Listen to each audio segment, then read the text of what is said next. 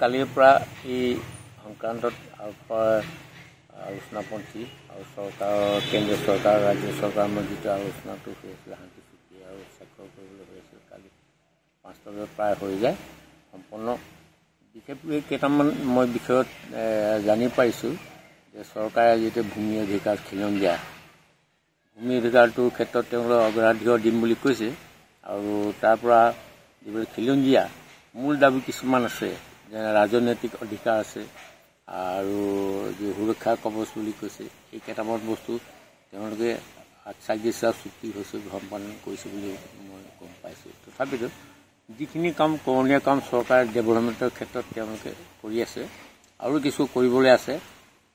চুক্তি বুলিয়ে কথা নহয়, যিখিনি কাম কৰিব লাগে চৰকাৰে সেইখিনি তেওঁলোকে কৰিবই লাগে। আৰু বিশেষকৈ এতিয়া এটা তেওঁলোকৰ অলপ ফৈদৰ লগত যিটো আলোচনাপন্থীৰ লগত হৈ গ'ল আৰু এটা ফৈদ তেওঁলোকে জংঘলৰ ভিতৰত আছে।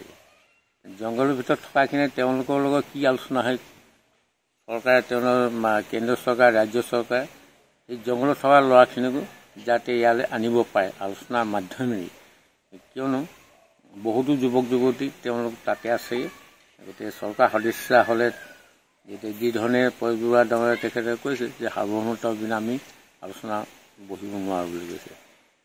সংবিধানত তেনেকুৱা ক্ষেত্ৰত যে বহিব নোৱাৰে বুলি কথা নাই, কিন্তু দিব বা নিদিব সেইটো বেলেগ কথা। আলোচনা মেজলৈ আহিলে যিহেতু প্ৰয়োগ ডাঙৰ উত্থাপন কৰি আছে যে এইটো আমি মোৰ দাবী আছে এটা খুঁটিৰ নিচিনা আমি খুঁটি হেৰি লৈছোঁ, খুঁটি লৈ যেনেকৈ সেই খুঁটিটোৰ পৰা যেনেকৈ আমি কেনেকৈ আগলৈ যাবলৈ পিছলৈ যাবলৈ এই কথাখিনি তেওঁলোকে সেইটোৱে কথা কৈছে।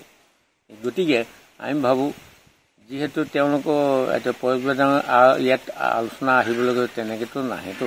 তেওঁ এটা যিখিনি যুৱক যুৱতী বা 13-14 হাজাৰ শ্বহীদ হৈ গ'ল, গতিকে তেওঁলোকৰ বহুতো কথা আছে আৰু কিছুমান নিৰ্যাতিত আৰু পংগু হৈ গৈছে জীৱনৰ কাৰণে, তেওঁলোকৰ কথা আহি পৰে। আৰু গতিকে চৰকাৰে ঠিক তেনেধৰণে বুলি ক'লে নাহিব।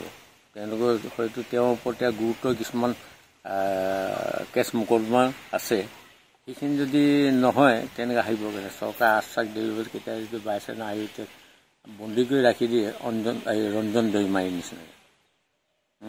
বাকীখিনিয়ে যিখিনিয়ে কৈছে হয় আলোচনাপন্থী তেওঁলোকতো ওলাই আহিলে, তেওঁলোকৰ কোনো হেৰি নাই। তেওঁক অহাৰ লগে লগে যদি বন্দী কৰি ৰাখি দিয়ে বা এনকাউণ্টাৰ কৰি মাৰি দিয়ে তাৰপিছত হয়নে না কথাটো সেইটো তেওঁলোকে আমি ভাবোঁ যে বিদেশত গৈ হ'লে তেওঁলোকক আলোচনা কৰক, সেইটো মীমাংসা এটা কৰে যে স্থায়ী এটা আমাৰ সমাধান হয়। আমি সেইটোৱে ভাবোঁ। শান্তি বুলি কৈছে, শান্তি যুদ্ধ কৰি আছে কেনেকুৱা শান্তি বাহিনী গৈছে বা শান্তি চুক্তি কৰিছে সেইটো এটা কথা নাই। আমাৰ দাবী যিখিনি সেইখিনিৰ ওপৰতে চলি আছে, শান্তিটো হৈ আছে, শান্তি বুলি কোনো কথা নাই হয়নে নাই। গতিকে আমি ভাবোঁ চৰকাৰ যদি সদিচ্ছা থাকে তেওঁলোকে বিদেশত গৈ হ'লেও প্ৰয়োগ ডাঙৰৰ লগত আলোচনা কৰক, আমি সেইটোৱে ভাবোঁ।